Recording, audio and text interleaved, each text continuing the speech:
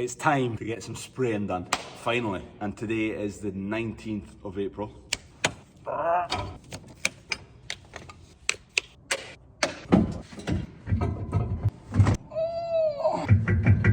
not done this for a number of months, so I'm just making sure.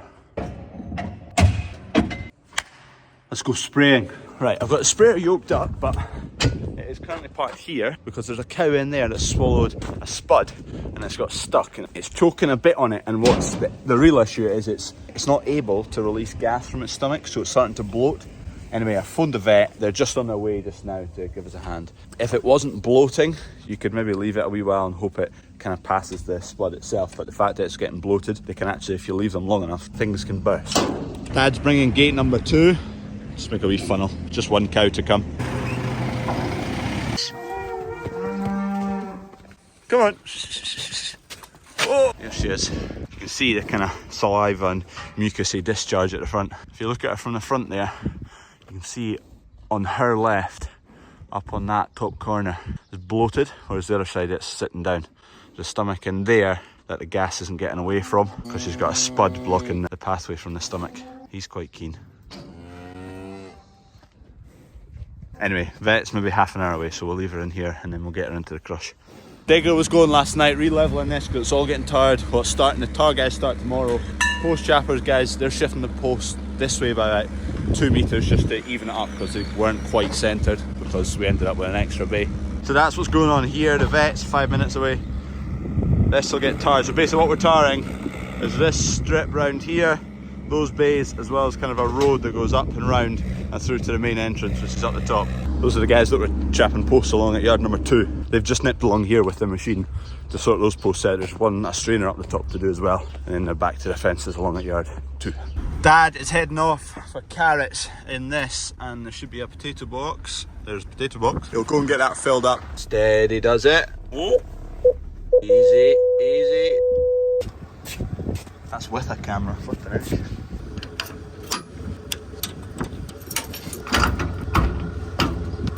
Oh, lovely. Brilliant. This is a pen for marking the tags for the calves. I'm an Aberdeen Angus now. Right, cue's in, halter's on, vet's been here. He's away to get a muscle relaxing agent, so inject it with a bit of relaxation in the muscles and hopefully it'll loosen off round in here. We can actually feel the potato right in here. He's tried a thing that holds a jaw open and gets a pipe down that duct to try and either push the spud further down. It's not budging. So next step is inject her to relax her muscles a wee bit. It's like a sedative, a low dose sedative basically. She's not too happy with us. You can feel it, it's just, you might be able to see it on camera. It's kind of it there. So the potato's still lodged, it's moved a wee bit. Vet doesn't want to force it, so he's injected her with a muscle relaxing agent and keep an eye on her basically, and hopefully she'll pass it through herself. And interestingly, feeding potatoes at trough height, they tend to swallow them and not chew them as much, but if you feed them on the floor, they always chew them. Learned something new today, so need to remember and feed the potatoes at floor level or crush them. Plan was to get spraying first thing. It's 10 o'clock now. Right, time for some sweet chems. So we've got a bit of a mixture today. So Modus, this is a growth reg, we need some Modus. Clomaquat, that is also growth reg. Arizona, that is a fungicide. Zipper herbicide, Ultraline here, which is a fungicide as well. And some manganese sulfate, which is a trace element. So 6 ingredients in our potion today. What we did is back last year, we could see price rises coming for all these chemicals, so we went ahead and bought a big massive chunk of them, which cost a few quid, but we ended up saving a bit because they've gone up 10-20% at least. Annoyingly, Univoc was one of them. Univoc's the chemical that destroyed our sprayer, and we're not going to be using it, so that all went back to the manufacturer and we didn't end up getting saving money on that. We're going to have to go for a different option, which will be Revi Star, or there's another one actually we might use instead, but we're not going down the Univoc route. It's the best chemical, but it chews up sprayers. Right, we're all set up, ready to go. A on the bottles means all of it, fill them all in, and these ones, 3.5 litres means that's how much I need to leave in the bottle for all the maths to be right. So I've got a bit of a concoction going on here, and then we've got 8.5 kilo of powdered manganese sulfate in there to go in. a wee bit clumpy, which is going to be a pain. Water starts to come out here once the pressure builds. It'll come quite high pressure, start a bit of a vortex in there, and that's where we mix the chemicals into the mixing bowl here. This valve lets the water away from the mixing bowl into the main tank of the machine. Let's go spraying! Oh, that bit works. I also kind of need another hand, so camera's going down. We are off to the races! Ah, flipping heck, what a day, it's just nothing's going to plan. Cow's got a spud stuck in its esophagus. Sprayer's now not playing ball. Issue now is the sprayer won't hold pressure. Ah, such a pain. Such a great day, and I'm sitting doing nothing right now. An hour later, I fiddled about with it and I've tried everything I can think of. Right, whoa, the pressure's quite high, something's not right. This was a cow that had a spud stuck in its, not in its throat, yeah, in its throat. Vet was in, pierced it, put a valve in there to get the bloat away. Also another injection, and we've managed to get the spud to pass down into the stomach, so she's now in theory fine.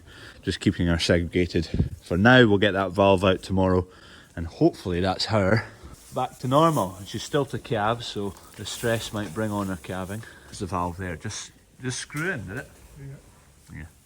Geddes have arrived with their tar machines. We front loader GCB machine here. What do you call this machine? Put it down below. But basically the tar goes in there, comes out the back all nice and pretty. What do you call that machine? Tar's so rough on machines, they always look pretty grim and hard done by. And then a roller as well. 2 rollers. Right, that yoke is getting parked up and abandoned, and hopefully tomorrow she plays ball a bit better. All the bits with the sprayer I filmed, but they're all quite long-winded and boring. I'll show you one bit with an oil block. The rest, there was a bypass valve which was goose, there was loads of other stuff. Took 3 days to sort out, and it's not even fixed properly yet. It's manageable and I can spray, but it's not working yet. It's been a right pain. I refuse to go through all the footage again. It's miserable watching it. Today, although it's an absolute lovely day, has been a disaster. Start to finish. Tomorrow, start to finish. Cow choking on a spud. Sprayer absolutely hopeless today, useless, did not play ball. Electricity went off at this yard and yard 2, which means the farm shop is an absolute disaster if electricity goes off, because none of the tills work, you can't process payments, you can't, coffee machine doesn't work, ovens don't work, everything doesn't work. It's a nightmare. Thankfully I didn't have to deal with any of that. I'm fairly distanced from the ongoings in the shop. My brother deals with all that, and my mum and my dad. That was another disaster today. Tomorrow, fresh day, we go again. It's going to be a belter, isn't it? I hope so. Oh, and my transfer box linkage apparently is goosed. Lovely jubbly. I need to get that sorted as well. Busy start this morning, fueling up. Geddes are here to put tar down, so that's why all their machines are going. Right, big man, let's go do some spraying. Pre-emergence on some oats today, 0.17 litres per hectare. This is to go on. So not a lot. 1 bottle of this basically does 5 or 6 football pitches. Right, I'm out to spray this field here, which should have oats in it. I shouldn't be miles away from coming up. There they are.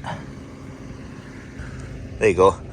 That's a wee oat seed that we sowed in the ground. When was that now? 7 days ago at least, maybe 8 days ago, 9 days ago. It's a bit slow at the ground, it's not that warm yet. It's grown a few roots, it's not really coming up the way yet. Plenty moisture there for the germination to happen, but in terms of soil temperature, still pretty cold, so it's not really kicking out of the ground.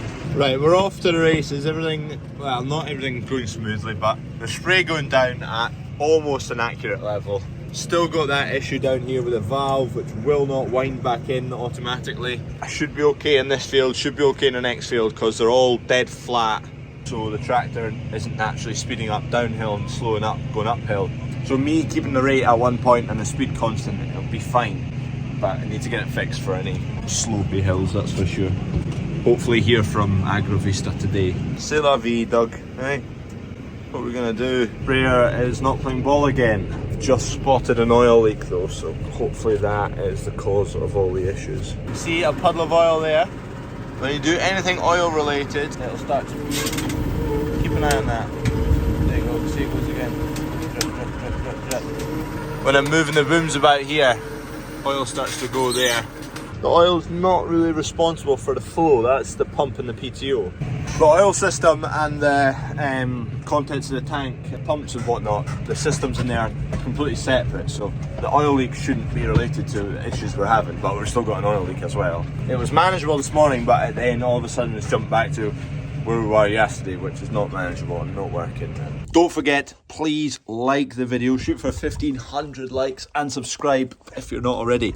Baxter, they're going to subscribe, aren't they? Yeah? Yeah? Yeah? Right!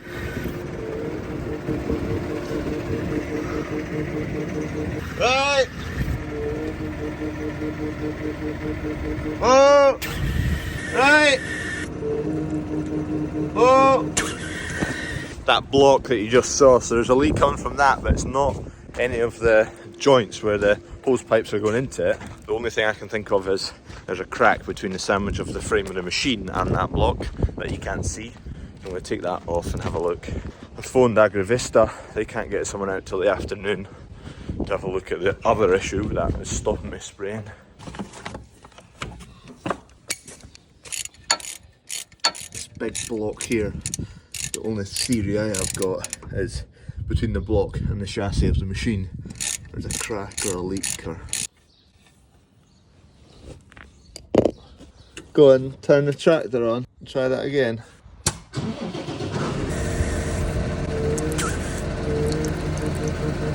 Oh! Right, go! Oh!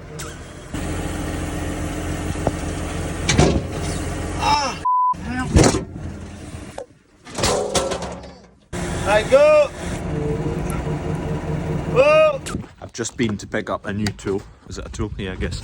These hydraulic bungs. I've noticed these a few times before, never picked them up, but this block I'm about to do up here, it's got 6 oil pipes going into it, and they'll be full of oil. They're more probably for keeping debris out when you're servicing kit and changing oil lines, but anyway, these will do the job.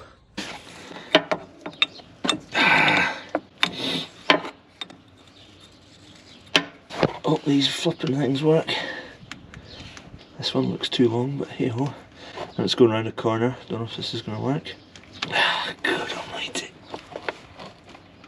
I've got a smaller one, but really a smaller one. Right, that's plugged.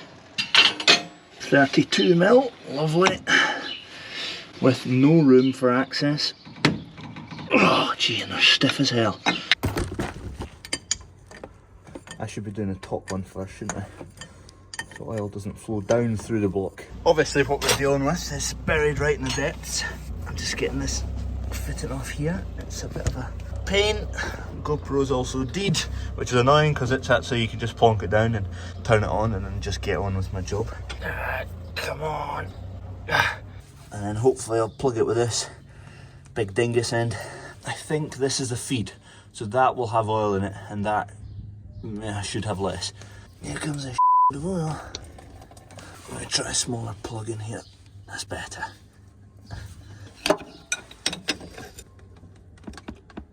Ah! Woosa. This is the scenario where I wish I had a third hand. Oh, a tight 27mm. There you go, that's it. If I hadn't had a video of it when it was leaking, you'd never know what the issue was. Unless you pressure tested it, but can hardly make it out to you. But from there to there, that tiny wee seam, that's a crack, and oil's leaking out of there. Incredible. Anyway, it's goosed. Brilliant. Hopefully we can get one relatively quickly. Brake clearer might show it up. That's showing it a bit clearer. There you go, it's drying up slower. There you go. See it? That crack in there. Unbelievable.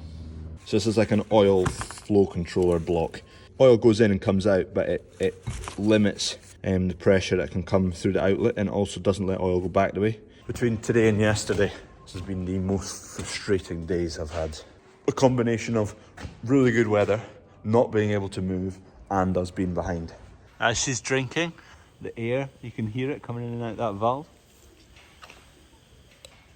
And obviously some contents of her stomach has come out. That's her rumen in there. It's full of microbes, and when the microbes are working, gas is produced.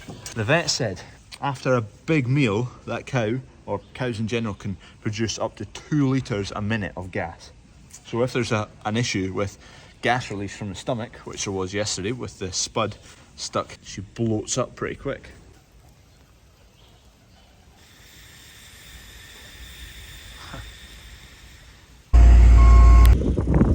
As you can hear, I don't know if you can hear, it's blowing a hoolie, so the sprayer breaking down is not a complete disaster, as long as we get it fixed for when it isn't blowing a hoolie.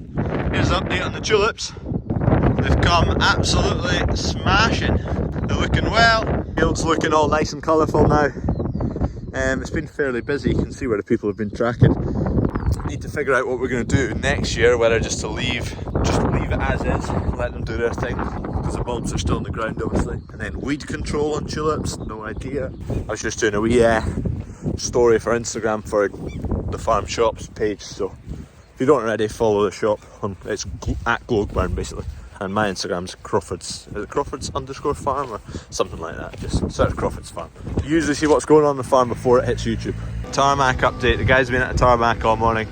Dad's been standing directing people to get to the farm shop. They were going down that side while they laid this, and now the guys are over there. People can now walk down here because you can walk on it fine. Wouldn't want to drive on it immediately, but it's fine. So that's what we're doing. This is the first layer. There'll be a finishing layer on top of this. That section, there's a pathway road to go around there to join in to loop that bit, and then this double road will keep going away up and round there. These will all be disabled spaces, so they've got flat, hard standing path straight into the entrance of the shop. Right, we can now take this valve out if she stands still for me.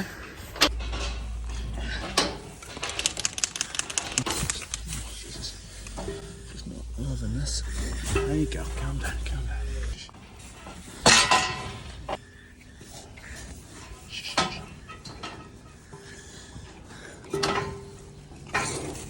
There you go.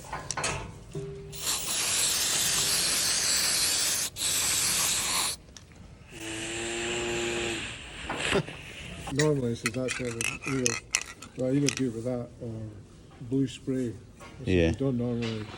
There we go, bit of aluminium spray. We have to send this back to the vet or take it back. Said won't get charged for it if we do that.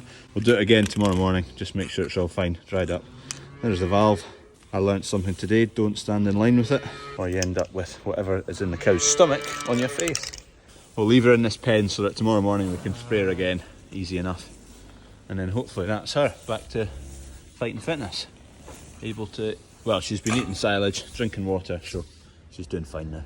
She's a wee bit angry with us for messing about with a valve in the side of her stomach. Back on the bike again today, we just headed south from Tagazoot, Morocco Desert Challenge Rally. I'll try to get some video of some of the stuff kicking around, a lot of good kit.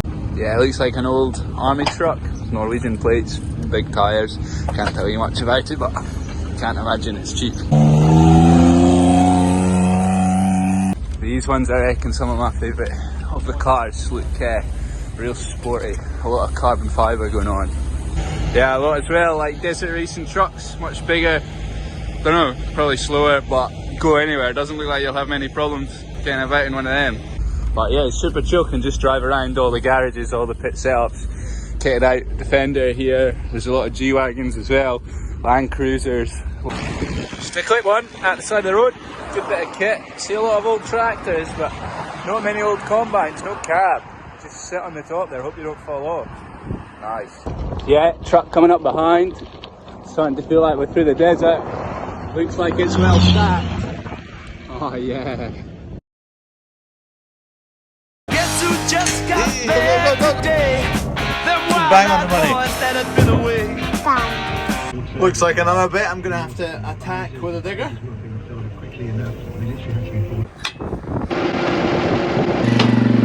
Subscribe for more Baxter content. Don't need to subscribe. Oh, you bandit.